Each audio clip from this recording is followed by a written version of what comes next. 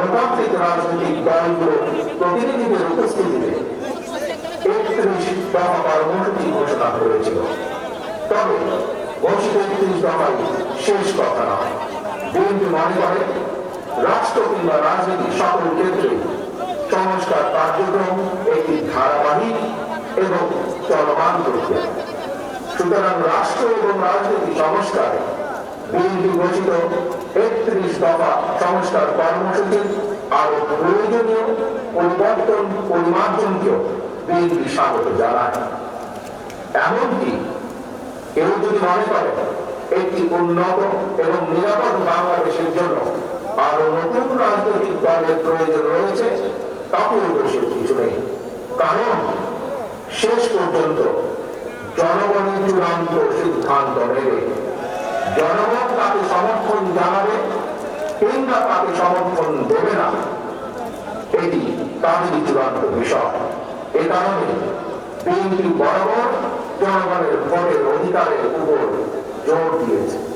BNP মনে করে একমাত্র অবাধ সুষ্ঠু নির্বাচনের মাধ্যমেই রাষ্ট্র, রাজনীতি এবং রাজনৈতিক বন্দোবস্তের সঙ্গে জনগণের প্রত্যক্ষ অংশদারিত্ব তৈরি হয়। গণতান্ত্রিক আমি প্রিয় ভাই ও বোনেরা, গণ অভ্যুত্থান কিংবা সংস্কার কার্যক্রম নিয়ে রাজনীতির মাঠে নানা রকম কথা হচ্ছে। গণতান্ত্রিক রাজনীতিতে এটি একটি স্বাভাবিক এবং গ্রহণযোগ্য রীতি। প্রত্যেকেই তাদের নিজ নিজ দৃষ্টিভঙ্গি প্রকাশ করবে, এটি স্বাভাবিক। এই নিয়ে বিচলিত হওয়ার কোন কিছু নেই। একজন রাজনৈতিক কর্মী হিসাবে আমি বিশ্বাস করি ফৌজদারি অপরাধের বিচার যেমন বিচারিক আদালতে হয়, ঠিক তেমনই রাজনৈতিক কর্মকাণ্ড কিংবা রাজনৈতিক আচরণের বিচার হয় জনগণের আদালতে।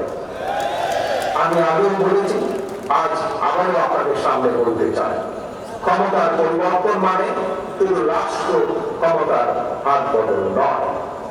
ক্ষমতার পরিবর্তন মানে রাষ্ট্র এবং রাজনীতির গুণগত পরিবর্তন। তাই প্রতিটি রাজনৈতিক নেতাকর্মীর মনে রাখা প্রয়োজন, রাজনীতির গুণ পরিবর্তনের জন্য রাজনৈতিক দলের নেতাকর্মীদের আচরণেও গুণগত পরিবর্তন জরুরি। সুতরাং আমার আহ্বান, কোন প্রলোভন কিংবা উস্কানিতে বিভ্রান্ত না হয়ে জ্ঞানভিত্তিক রাষ্ট্র এবং সমাজের নেতৃত্ব দানের জন্য নিজেদেরকে প্রস্তুত করুন।